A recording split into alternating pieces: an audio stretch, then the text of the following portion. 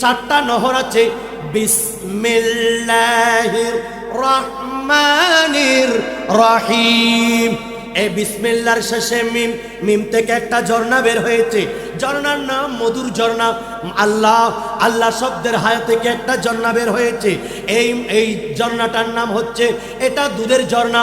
আর রহমানের নুনের মধ্যে একটা ঝর্ণা বের হয়েছে, ঝর্ণার নাম এটা শরাবের জান্নাতি, শরাবের ঝর্ণা। আরেকটা হচ্ছে রহিম, মিমের মধ্যে একটা ঝর্ণা ছুটেছে, সেই জান্নাতের নাম হলো, এটা হচ্ছে স্বচ্ছ পানির ঝর্ণা। আল্লাহর নবী বলেন, যারা প্রত্যেকটা ভালো কাজের শুরুতে বিসমিল্লাহ শরীফ পড়বে, আল্লাহ তাদেরকে সেই নহরগুলি থেকে পান করাবেন। আর একটু বড় করে বলেন, সাপ্তাহিক জুমার দিন যেমনি ভাবে আমরা একত্রিত হই মসজিদে ইমাম সাহেবের পিছনে, খতিবের পিছনে নামাজ আদায় করি, এক ভাই আরেক ভাইকে দেখি আমরা জুমার পরে কোলাকুলি করি, ভালোবাসা বিনিময় করি, ঠিক তেমনি ভাবে জান্নাতের মধ্যে একটা বাজার আছে, সেই বাজারের মধ্যে প্রতিবার সপ্তাহে একদিন সেখানে ইমানদার একজন আরেকজনের সাথে দেখা করতে পারবেন, সেখানে ক্রয় বিক্রয় করতে পারবেন, কিন্তু টাকা পয়সার লেনদেন দিতে হবে না, সব কিছু ফ্রি। যেতে চাই কি চাই না? আর একটু বড় করে বলেন না।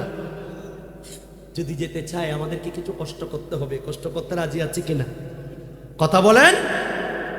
তিনটা প্রশ্ন যেই মাত্র আমাকে করবেন, মান রব্বুকা ওয়ামা দীনুকা ওয়ামা কুনতা তাকুলু ফি হাদা হাক্কির রাজুল, ইসকে বারে মে তো क्या जानते हैं। এভাবে যখন তোমার রব কে, তোমার দ্বীন কি, এভাবে যখন আমাকে তৃতীয় প্রশ্নটা করা হবে, আমি একজন নুরানি সুরতের মানুষের দিকে তাকাবো, ঠিক কিনা বলেন? দেখা যাবে কবরের মধ্যে দুটো বর্ণনা, হয়তো রাসূলুল্লাহ রওজা মুবারক থেকে পর্দা উঠে দিয়েছে, অথবা এই কবরের মধ্যে রাসূল পাক তাশরীফ এনেছেন। আমি যখন এই নুরানি মানুষকে দেখবো, কি আমাদের জনতা বাজারে কখনো দেখি নাই, বাংলা বাজারে ওনাকে কখনো দেখি নাই, আমার চাচা, আমার আত্মীয় স্বজন, ইনি তো কেউ নন, এত সুন্দর নূর বের হচ্ছে, উনি কে? এমন সময় ফেরেশতারা বলবেন, ওনার সম্পর্কে তোমার ধারণা কি ছিল?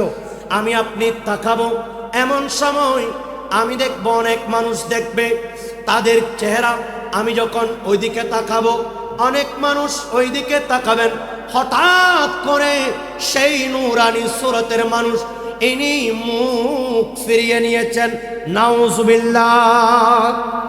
আর একটু বড় করে বলেন, ইয়া রাসূলুল্লাহ, ইয়া হাবিবাল্লাহ। আল্লামা সালামত রাজাল কাদরি আমাদের জনতা বাজারে, বাংলা বাজারে ওয়াজ মাহফিলে বলেছিলেন যে কবরে নবী আসবেন,